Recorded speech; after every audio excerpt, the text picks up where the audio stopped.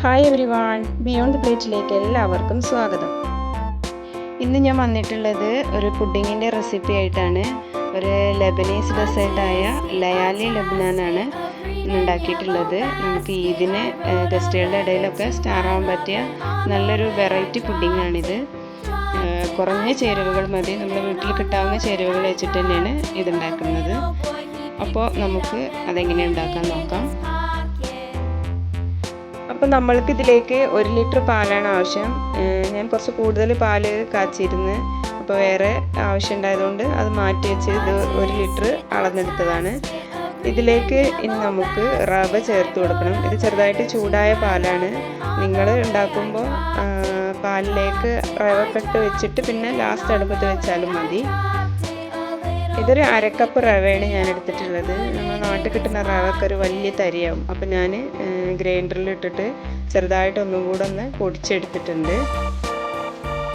ഇനി ഇതിൽ കട്ടകളൊന്നും ഇല്ലാതെ നല്ലോണം ഇളക്കി കൊടുത്തിട്ട് ഇതൊന്ന് കുറുക്കിയെടുക്കാം. ഇപ്പം നമ്മൾ ആ റവ നല്ല കുറുകി വന്നിട്ടുണ്ട്. കൈ വെക്കാതെ ഇതേപോലെ ഇളക്കിയെടുക്കണം. ഇനി നമുക്ക് ഇതിലേക്ക് കുറച്ച് പഞ്ചസാരയും റോസ് വാട്ടറും ചേർത്ത് കൊടുക്കാണ്ട്. ഇതിലേക്ക് ആവശ്യത്തിനുള്ള പഞ്ചസാര ഇട്ട് കൊടുത്തു. ഒരു 1/2 കപ്പാണ് ഞാൻ എടുത്തിട്ടുള്ളത്. കൂടുതൽ മധുരം ഇഷ്ടമുള്ളവർക്ക് കൂടുതൽ പഞ്ചസാര എടുക്കാം. അതേപോലെ തന്നെ റോസ് വാട്ടറിൻ്റെ ടേസ്റ്റ് ഇഷ്ടമില്ലെങ്കിൽ ചേർത്ത് കൊടുക്കണമെന്നില്ല, പക്ഷെ ഇതിലേക്കൊക്കെ റോസ് വാട്ടർ മസ്റ്റാണ്. ഞാനിതൊരു 1/2 ടീസ്പൂണേ ചേർത്ത് കൊടുത്തിട്ടുള്ളൂ. ഇവിടെ മക്കൾക്ക് അതിൻ്റെ ടേസ്റ്റ്, ഒരു കുത്തുന്ന ടേസ്റ്റ് കൂടുതൽ ഒഴിച്ചാൽ ഉള്ള ടേസ്റ്റ് ഇഷ്ടമില്ലാത്തതുകൊണ്ട് ഞാനൊരു 1/2 ടീസ്പൂണേ ചേർത്ത് കൊടുത്തിട്ടുള്ളൂ. ഇനി ഇതെല്ലാം കൂടെ നല്ലോണം ഒന്നും കൂടെ മിക്സ് ആക്കിയിട്ട് ഇതൊന്നും കൂടെ ഒന്ന് കുറുക്കിയെടുക്കണം. ഇപ്പോൾ നമ്മുടെ മിക്സ് റെഡി ആയിട്ടുണ്ട്. ഇനി അതൊരു മോൾഡിലേക്കാണ് ഞാൻ ഒഴിച്ചു കൊടുക്കുന്നത്. ഇത് ഗ്ലാസിൻ്റെ ട്രേയിലേക്കോ അല്ലെങ്കിൽ സ്റ്റീലിൻ്റെ പ്ലേറ്റിലേക്കോ ഒക്കെ ഒഴിച്ചു കൊടുക്കാം.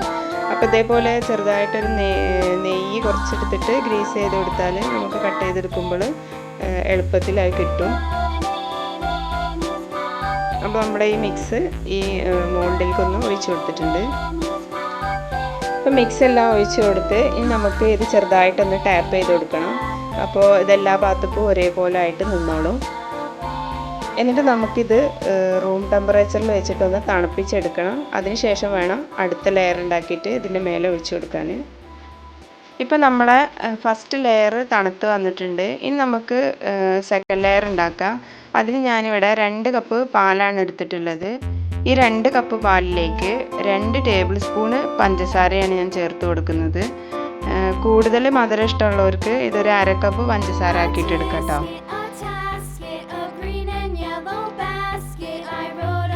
ഞാൻ പാലിപ്പോൾ അടുപ്പത്ത് വെച്ചിട്ടേ ഉള്ളൂ. അപ്പോൾ പാല് ചെറുതായിട്ടൊന്ന് ചൂട് കയറി വരുന്നുണ്ട്. അപ്പോൾ ഈ പഞ്ചസാരയും പാലും കൂടെ നല്ലൊന്ന് ഇളക്കി കൊടുക്കാം. നിങ്ങളുണ്ടാക്കുമ്പോൾ ഇങ്ങനെ ബുദ്ധിമുട്ടാണെന്നുണ്ടെങ്കിൽ പാലിലേക്ക് ആദ്യം ചേരുവകളൊക്കെ ചേർത്ത് കൊടുത്തിട്ട് നല്ല മിക്സാക്കി എടുത്തതിന് ശേഷം അടുപ്പത്ത് വെച്ച് കൊടുത്താലും മതി. ഇപ്പോൾ നമ്മൾ ചേർത്ത് കൊടുത്തിട്ടുള്ള പഞ്ചസാരയൊക്കെ നല്ല മെൽറ്റായി വന്നിട്ടുണ്ട്. ഇനി നമ്മൾക്ക് ഇതിലേക്ക് കുറച്ച് കോൺഫ്ലോർ ചേർത്ത് കൊടുക്കണം. അപ്പോൾ ഈ 2 കപ്പ് പാലിലേക്ക് ഞാൻ 2 ടേബിൾ സ്പൂണ് കോൺഫ്ലോറാണ് എടുത്തിട്ടുള്ളത്. 2 ടേബിൾ സ്പൂണ് നിറയെ തന്നെ എടുത്തിട്ടുണ്ട്. ഇനി ഇതിലേക്ക് കുറച്ച് വെള്ളം ചേർത്ത് കൊടുത്തിട്ട് ഇതൊന്ന് കലക്കി എടുക്കണം. വെള്ളത്തിന് പകരം പാല് ചേർത്ത് കൊടുത്താലും മതി. ഞാനിപ്പോൾ ഇവിടെ വെള്ളമാണ് ഒഴിച്ച് കൊടുത്തിട്ടുള്ളത്. ഇത് കട്ടല്ലാതെ നല്ലോണം ഒരു സ്പൂൺ വെച്ചിട്ട് ഇതുപോലെ ഒന്ന് കലക്കിയെടുക്കാം.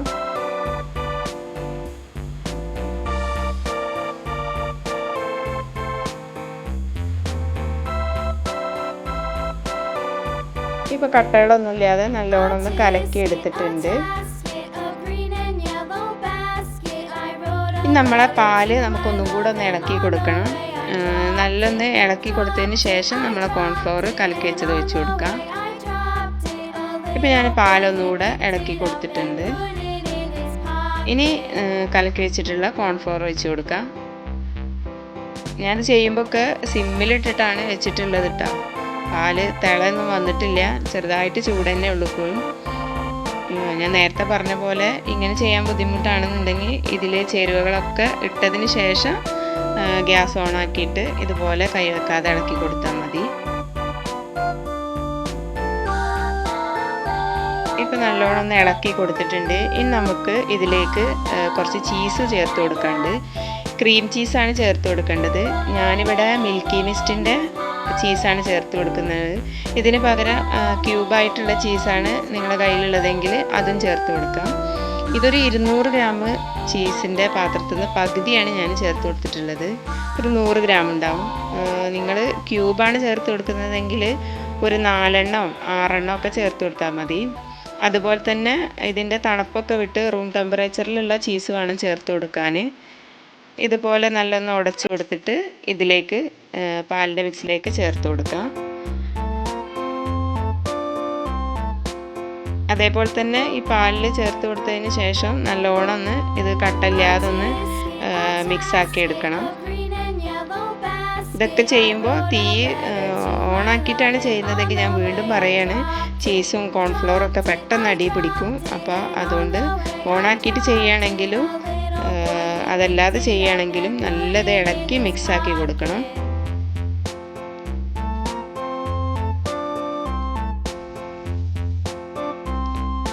ഇപ്പം നമ്മൾ ഇട്ട് കൊടുത്തിട്ടുള്ള ചീസൊക്കെ നല്ലോണം മെൽറ്റായി വന്നിട്ടുണ്ട്. ഇതുപോലെ കൈ വെക്കാതെ ഇളക്കി കൊടുക്കണം.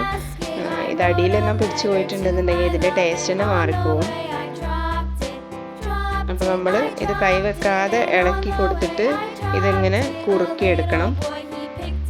ഇനി നമ്മൾക്ക് ഇതിലേക്ക് കുറച്ച് വാനില എസൻസ് ചേർത്ത് കൊടുക്കണം. ഇതിൻ്റെ ടേസ്റ്റ് ഇഷ്ടമില്ലാത്തവർക്ക് ചേർത്ത് കൊടുക്കണമെന്നില്ല കേട്ടോ. അപ്പം ഞാനിതിലേക്ക് 1 ടീസ്പൂണ് വാനില എസൻസ് ചേർത്ത് കൊടുക്കുന്നുണ്ട്.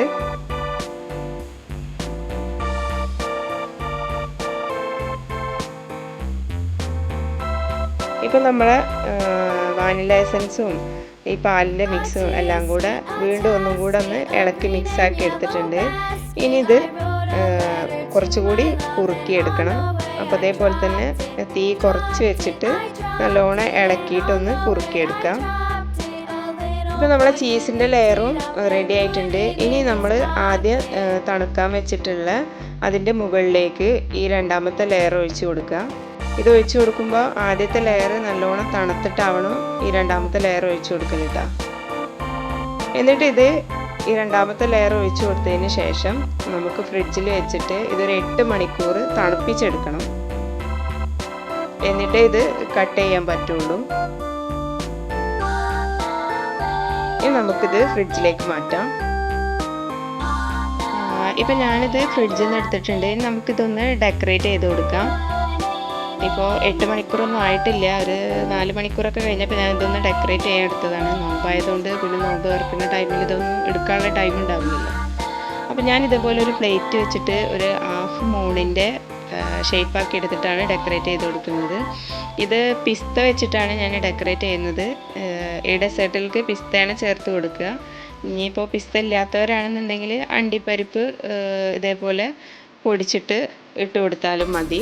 അതേപോലെ ബദാണ് കയ്യിലുള്ളതെങ്കിൽ അതും ഇതുപോലെ പൊടിച്ചിട്ട് ഇട്ട് കൊടുക്കാം. പിന്നെ ഇതേപോലെ ചെയ്യണമെന്നൊന്നുമില്ല കേട്ടോ. ഇതിൻ്റെ മുകളിൽ ജസ്റ്റ് വെതറി കൊടുത്താൽ മതി. ഞാനിപ്പോൾ ഇതിങ്ങനെ ഒരു ഷേപ്പാക്കി എടുത്തതേ ഉള്ളൂ. അപ്പോൾ ഇത് ഏകദേശം ഒരു ഹാഫ് മൂണിൻ്റെ ഷേപ്പാക്കി എടുത്തിട്ടുണ്ട്. ഇനി നമുക്ക് ഈ പ്ലേറ്റ് മാറ്റി കൊടുത്തിട്ട് ഇതിൻ്റെ സൈഡിലായിട്ട് കുറച്ച് ബദാം കൂടെ വെച്ചൊന്ന് ഡെക്കറേറ്റ് ചെയ്യാം. ഇതൊക്കെ കയ്യിലുണ്ടെങ്കിൽ മാത്രം ചെയ്ത് കൊടുത്താൽ മതി. എൻ്റെ കയ്യിലിപ്പോൾ സ്ലൈസ്ഡ് ബദാം ഉണ്ടായതുകൊണ്ട് ഞാൻ അതാണ് വെച്ച് കൊടുക്കുന്നത്. മുഴുവനായിട്ടുള്ളതുണ്ടെങ്കിൽ അതും വെച്ച് കൊടുക്കാം. അതേപോലെ തന്നെ ഇതിലേക്ക് ഡ്രൈ റോസ് ഉണ്ടെങ്കിൽ അതും ചേർത്ത് കൊടുക്കുക. എൻ്റെ കയ്യിൽ അതില്ലാത്തതുകൊണ്ട് എൻ്റെ ഫ്രണ്ടിൻ്റെ വീട്ടിൽ നിന്ന് ഫ്രഷ് ആയിട്ടുള്ള റോസ് എടുത്തിട്ടാണ് ഞാൻ ഇട്ട് കൊടുക്കുന്നത്. അപ്പോൾ ഈ ഇതിന് എല്ലാവരും ഈ ഡെസേർട്ട് ഒന്ന് ട്രൈ ചെയ്യുക. നല്ല ക്രീമി ആയിട്ടുള്ള അടിപൊളി ഡെസേർട്ടാണ്. ഇത് നോമ്പിനായതുകൊണ്ട് കട്ട് ചെയ്തിട്ടുള്ളതൊന്നും കാണിക്കുന്നില്ല. പിന്നെ ഇത് കട്ട് ചെയ്ത് കഴിക്കുന്ന ടൈമിൽ ഷുഗർ സിറപ്പ് ഒഴിച്ചിട്ടും കഴിക്കാം. Thank you for watching.